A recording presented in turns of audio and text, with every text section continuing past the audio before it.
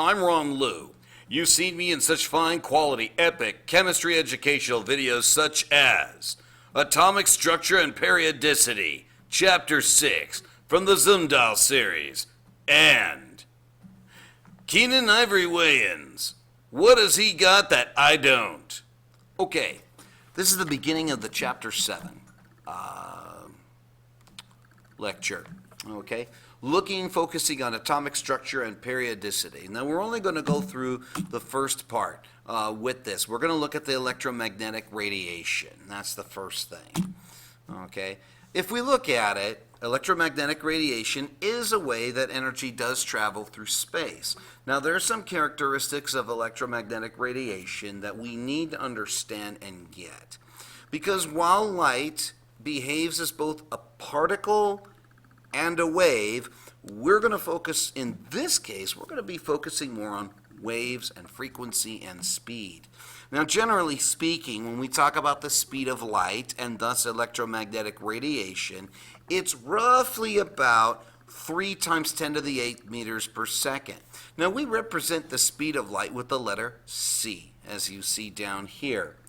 Now, the wavelength is the lambda. That is the distance between two peaks or troughs of a wavelength. Now, if we think about waves, we might think about it, how would I do this? Well, something like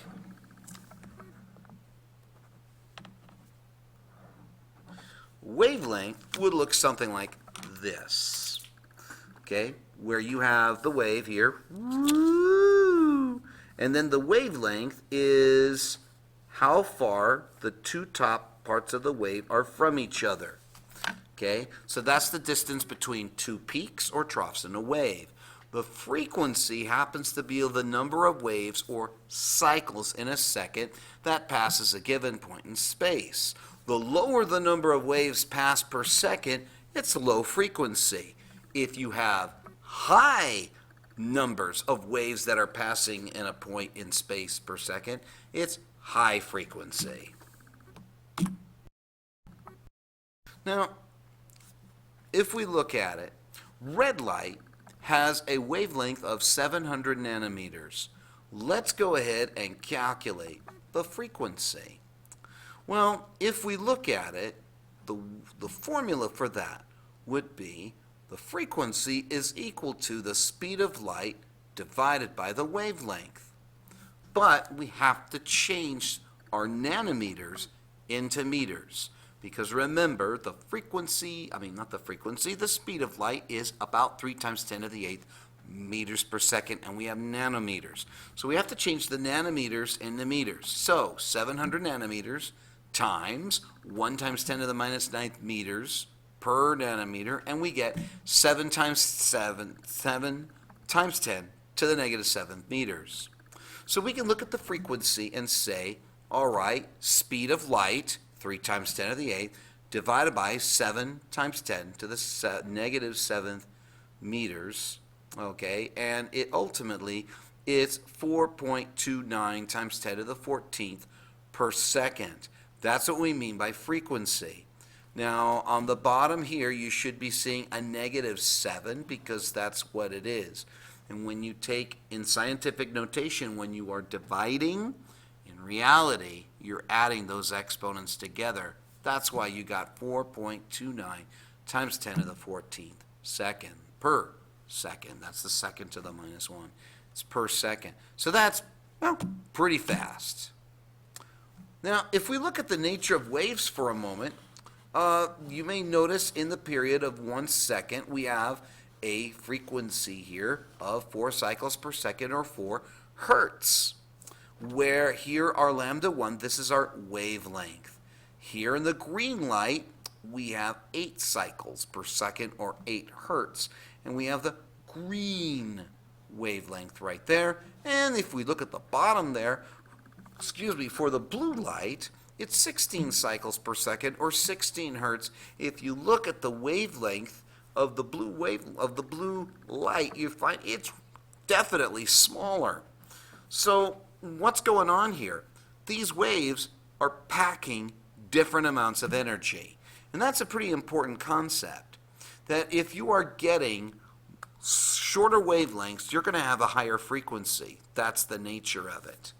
If you have longer wavelengths, it's a lower frequency. We're assuming that these waves are traveling at about 3 times 10 to the 8th meters per second. So when we look at electromagnetic radiation, for example, we can sit there and look at the wavelength in meters, and what you find, it ranges from 10 to the minus 12 for gamma rays compared to AM radio waves at 10 to the 4th. Now, this is a pretty important idea because the shorter the wavelength, the higher the frequency, which would make sense that you probably got more energy. What would we consider more dangerous to us? Gamma rays or AM radio waves? Well, Dr. David Banner was exposed to gamma radiation in the Marvel Comics, and he turned into the Incredible Hulk. In real life, if Ron Liu were exposed to gamma radiation of that intensity, Ron Liu would be X. Ron Liu. X in that he would be dead. The radiation would frankly kill him. It would kill any one of us. You may be the guard, but you still can die from radiation. So here I'm just showing you again the visible spectrum if we're looking at the different wavelengths. Short wavelength, high frequency, high energy, because you're getting a lot of this really fast, man. It is just pumping that energy at you. Now, long wavelength, on the other hand, it's, dude, it's so slow. But when it's high energy, high frequency, maybe it's, oh man, boom, boom, boom, boom. That's a boom, boom, boom, boom, boom, man. That's the way it works, man. Oh my. But when it's small frequency, the low frequency, low energy, long wavelength. I'll do the demo thing with you guys when we come back from vacation. Quantization of energy. Now, an object can gain or lose energy by absorbing or emitting radiant energy in quanta. Now, quanta means certain amounts. So what we're looking at is, hey, how much energy are we dealing with? Well, the energy of the radiation is proportional to the frequency. In other words, if you have a high frequency, you've got lots of energy. If you're low frequency, you don't have a lot of energy. Now, we represent that with this nice, cute little formula. E for energy is equal to something called Planck's constant times frequency. Now, if we look here, this is the picture of Planck, and this is his constant. It's 6.6262 times 10 to the negative 34th joules times seconds. Okay?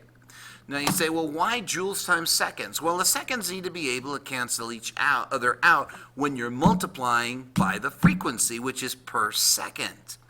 Okay, and you end up with joules. So that's why we need to do it that way. So energy is quantized, given off in certain amounts. Now, this electromagnetic radiation is a stream of particles called photons. Now, maybe you are fans of Star Trek, but they use photon torpedoes when they go bombard the enemy. Okay, so if we look at the energy of the photon, it is equal to Planck's constant times the frequency. Now, this letter V is not velocity, it is the frequency.